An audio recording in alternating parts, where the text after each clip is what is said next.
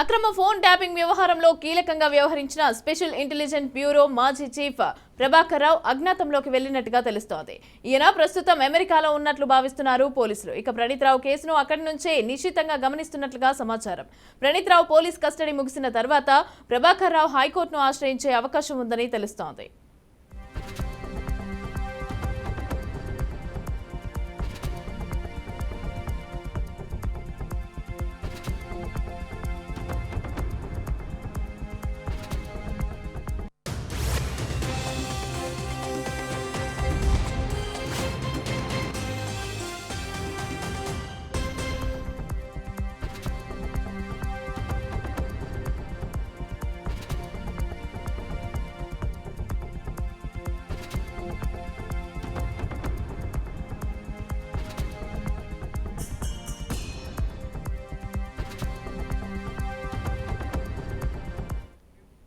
మరోపక్క సిట్ అధికారులు ప్రణీత్ రావును నిన్నటితో 5వ రోజు విచారణ పూర్తి కాగా బంజారాహిల్స్ ఠాణాలో ఆయన్ని ప్రశ్నించారు అధికారులు. తాజాగా వెలుగులోకి వచ్చిన వివరాల ఆధారంగా మరో 4 పోలీసులకు నోటీసులు జారీ చేసినట్టుగా తెలిసింది.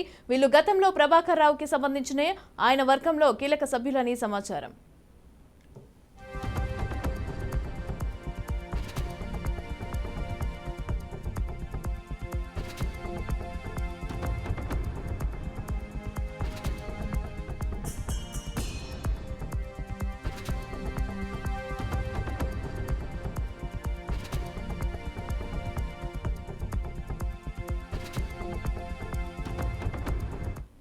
రాష్ట్రం ఏర్పడిన తర్వాత కొన్నాళ్లు హైదరాబాద్ సెంట్రల్ క్రైమ్ స్టేషన్ డీసీపీగా పనిచేసిన ప్రభాకర్ రావును ప్రభుత్వం ఏరికోరి ఎస్ఐబికి డీఐజీని చేసింది. ఇక ఐజీగా పదోన్నతి పొందినా అక్కడే కొనసాగారు. చివరకు 2020లో పదవి విరమణ చేసిన ప్రభాకర్ రావు నాటి ప్రభుత్వం ఆఫీసర్ ఆన్ స్పెషల్ డ్యూటీగా నియమించింది. హోదా ఏదైనా ఎస్ఐబి చీఫ్ గానే కొనసాగారు. ఇక చాలా ఏళ్లుగా అక్కడ పాతుకుపోయిన ప్రభాకర్ రావు తనకంటూ ఓ వర్గాన్ని ఏర్పాటు చేసుకున్నారు.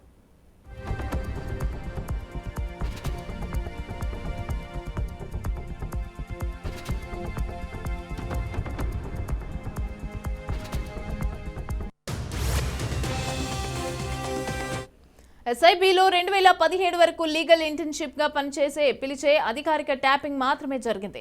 అయితే ఆ తర్వాత ఎన్నికలు సమీపిస్తూ ఉండటం, ప్రతిపక్ష పార్టీలు పుంజుకోవటం గమనించిన ప్రభాకర్ రావు అప్పటి కొందరు కీలక రాజకీయ నాయకుల అక్రమ ట్యాపింగ్ పైన దృష్టి పెట్టారు. అయితే ప్రతిపక్ష నేతలు తరచుగా వేర్వేరు నంబర్లతో సంప్రదింపులు జరుపుతూ ఉండటంతో ప్రభాకర్ రావు బృందం రష్యా, ఇజ్రాయెల్లో పర్యటించి వచ్చింది. ఆయా దేశాల్లో అందుబాటులో ఉన్న ఆధునిక ట్యాపింగ్ అలాగే ఇతర నిఘా పరికరాలను పరిశీలించి వచ్చింది.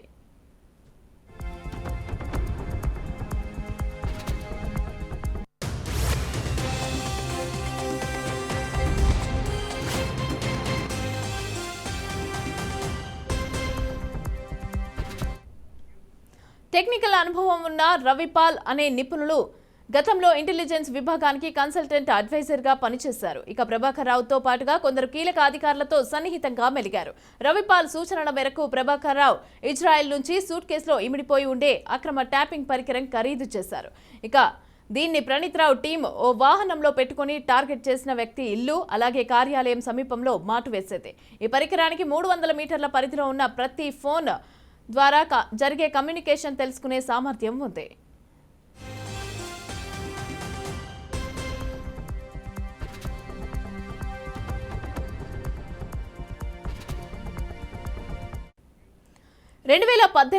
ఆదిలాబాద్లో 2 వర్గాల మధ్య ఘర్షణ వాతావరణం నెలకొన్న సమయంలోనూ ఎస్ఐబి అధికారులు ఈ బ్రీఫ్ కేసు ఉపకరణాన్ని వినియోగించారు. ఇక 2 వర్గాలకు చెందిన కీలక నేతలు ఇద్దరిని పట్టుకోగలిగారు. ఈ వ్యవహారాల్లో ప్రణీత్ రావుకు కుడిభుజంగా వ్యవహరించిన 6 అధికారులను సిట్ గుర్తించింది. వీరిలో 2 నుంచి ఇప్పటికే వాంగ్మూలాలు కూడా నమోదు చేయగా మరో 4కి విచారణకు హాజరు కావాలని ఆదేశిస్తూ నోటీసులు జారీ చేసింది.